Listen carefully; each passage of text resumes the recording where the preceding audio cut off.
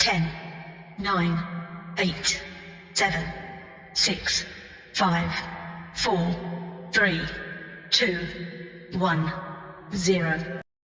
One afternoon, a mother is cooking lunch for her 6-year-old daughter while she plays in the back. Everything seems to be normal until the mother turns towards the sink and sees that it is black and ashy. That sink needs some lotion. She takes more than a second to comprehend what she is seeing, then starts looking around the kitchen. To her utter surprise, the entire place looks to be burnt down like an aftermath of a bad fire. Her instincts make her quickly turn towards her daughter, but the little girl who was there only a second ago is missing. The mother panics and runs towards the bedroom, only to meet with another surprise. Her 6-year-old has gone back in time and turned into her 3-year-old self, alongside the room, which is also changed into its older form. The mother cries out loud and runs outside the house to see a group of people watching her apartment building in awe. Like the kitchen, the entire building seems to be burnt, but without fire. It seems as if the whole town is teleported to a few years back, because the exact same fire accident has taken place in the past. Suddenly, the building flickers, and the people gasp. Everything starts coming back to normal. Right after, the little girl turns back into her 6-year-old self. The residents do not waste time before calling the police to investigate the abnormal activities. Then, we are introduced to an FBI detective, Olivia. She and her team investigate the scene and realize that some parts of the house are completely fine, without the trace of any burn marks, while the others are fully destroyed by a fire. Upon looking at several records of the place, they also discover that the building had caught fire 3 years ago and looked exactly how it looks currently. It is almost as if some parts of it teleported back in time. This theory is supported by the mother from earlier, who reveals that her daughter was 3 years old when the last fire occurred, and she too teleported in time earlier. Detective Olivia is intrigued, but not shocked by the situation. This is because she has witnessed such activities several times in the last week. They use a special neuroradiation device around the place. If the levels are high, it means the surroundings have traveled or will travel through time. At night, in another part of the city, a group of youngsters are driving through a forest to a party. It is a casual night until suddenly, a moving train appears in front of their car. They immediately stop, closely avoiding crashing with the train. Upon getting out, they see the train flickering and then disappearing entirely. The group is left stunned with no way to confirm what they just saw, but they can all agree they should probably stop smoking that Chiba. The following day, Olivia's colleague Detective Peter hears the news about the train's appearance. He gets ready to walk out of the station, and a second later, magically appears in the location. Other police officers are working on the scene but do not notice him appearing out of thin air. A confused Peter barely knows how he got here and continues investigating. He seems to have time traveled as the house did earlier. Olivia is also at the scene talking to the guy who saw the train. He vows that he wasn't high,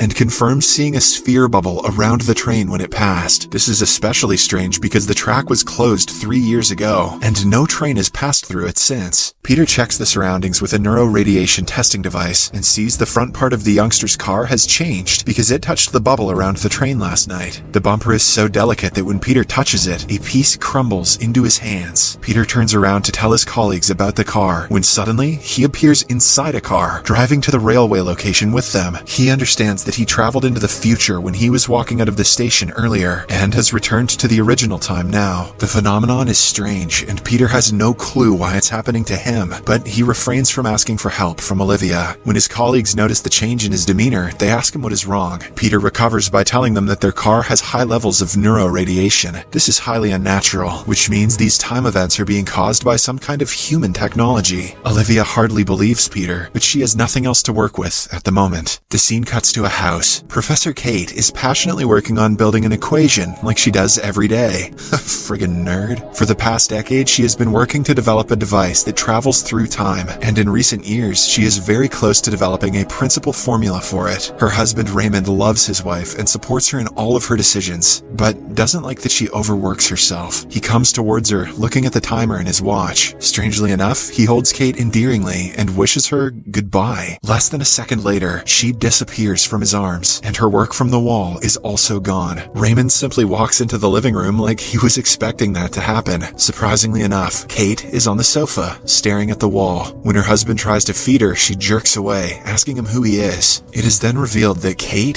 has Alzheimer's, and the person Raymond was talking to earlier was her from the past. When she first started losing her senses, Kate was very close to creating a time machine. However, she failed because the disease got the best of her. Raymond was devastated when his wife stopped recognizing him and wanted to get her back to normal. One day, he got his hands on her research and found a way to turn back time. He worked hard for a year and proved that Kate's study was successful. He could now make their home go back in time, but only for 47 minutes. Currently, it is 2021, but the house Kate and Raymond live in is mostly in 2017, when Kate is still healthy. The reason strange time-related occurrences are happening throughout the city is also because of the same thing. When Raymond bent time for the first time, it left an unnatural amount of neural radiation in different parts of the city, which is why they have been going back and forth in time for the past month. Somewhere else, Peter, Olivia, and their colleagues are trying to find a relationship between the locations of the time shifts that have occurred up until now. After looking at the map for hours, they realize that the occurrences follow Fibonacci's golden spiral. This means that they are all friggin' nerds.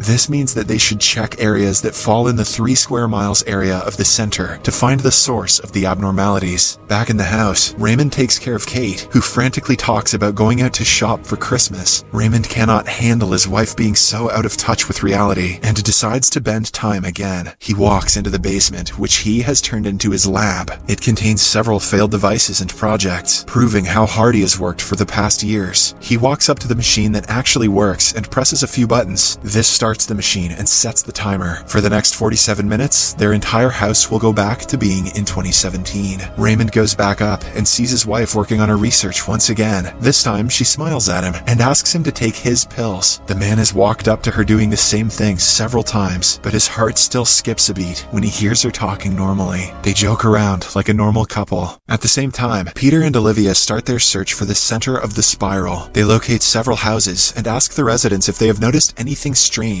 happening around the area. Most people report having a feeling of deja vu, but nothing significant is found. A few minutes into the search, Peter's friend reaches close to Raymond and Kate's residence. As he walks onto the lawn, he bursts into ash and disappears. This is because any sudden appearance in the time field messes with the subject and crushes it. Olivia sees her friend disappearing and quickly contacts the rest of the group. In the next few minutes, an entire team of agents appears in front of the house, looking for a way to get inside. Raymond notices the cars approaching from the window and starts to panic. He wants to turn the machine off, but if it is done hastily, it might ruin the entire fabric of space-time. Moreover, once the machine is turned on, Raymond doesn't have the formula to turn it off, as he has been letting it run fully until now. Now, the only way to not get caught is to make the time shift permanent, and for that, Raymond needs his wife's help. He pulls a confused Kate into the basement and frantically shows her around. She doesn't remember anything about the future, hence, the place and her husband's ramble confuse her. Then, finally, Raymond tells her that he worked for 3 years on her project and made a time machine. He calls her a genius and asks her to help him make it permanent so they can live together forever. Kate, still confused about everything, claims that her project was supposed to remain a theory because she never wanted to break the rules of nature. However, Raymond argues that she has done a lot for him in her life, and the only way for him to give back to her is by saving her. The entire rest of the population of the world be damned. His words freeze Kate, and she asks what will happen to her in the future. She finds out about the Alzheimer's disease, but still wants Raymond to stop the time travel. Outside, Olivia comes close to the house and sprays a chemical on it. In the correct lighting, a giant time bubble can be seen covering the entire property. Olivia doesn't dare walk inside, having seen what happened to her colleague earlier. Simultaneously, Peter continues studying the areas around the house to predict where the next time relapse is going to take place. To his horror, the very next area targets an underground tunnel that did not exist 4 years ago. If the time relapse occurs and the tunnel disappears, hundreds of people inside it would drown and die. One of them immediately runs to get the area evacuated, while the others continue trying to get into the house to stop the machine. In the following scene, Peter's scientist friend builds a magnetic vest that reflects the radiation when one is inside the time zone. Olivia argues that she wants to go inside, but Peter, who has a scientific background, is tasked with the job. Everyone holds their breath moment when he takes the first step inside the bubble. Thankfully, the vest works, and he simply walks into the house. Will his sperm ever be the same though? He soon finds the basement, but is hit in the head before turning the machine off. Kate doesn't approve of her husband doing such things, but Raymond argues that he is doing all of this for her. At the same time, the tunnel inside the river starts disappearing. People watch in awe as water starts flowing in, disobeying every rule of physics. Back at the house, the husband and wife get into an argument because Kate doesn't want him to throw his life away living in a bubble with her. They do not notice Peter waking up in the background and are shocked when he points a bat at them. He tries turning the machine off, but is stopped because turning it off in a hurry would mean a rip in the fabric of space-time. Peter tells the couple about the tunnel and how hundreds of people are going to die if the machine continues working. Kate immediately agrees to turn it off, but only if her husband won't be prosecuted for his deeds. In the time of emergency, Peter prioritizes people's lives and agrees to negotiate the terms with the officials. When there are only 1.5 minutes left on the machine and the tunnel is about to flood, Kate completes the equation. The time bubble around the house disappears. The tunnel is saved, and Kate goes back to being sick. The following day, the house is cleared up, and as per the negotiation, Raymond is set free to be a lunatic elsewhere. After everything ends, he goes back to Kate's book, hoping to try and rebuild the formula again. However, he sees that she has painted over the formula to disallow him from making the same mistake again. In the final scene, Raymond reads a message where Kate asks him to repay her by loving her and living his life fully.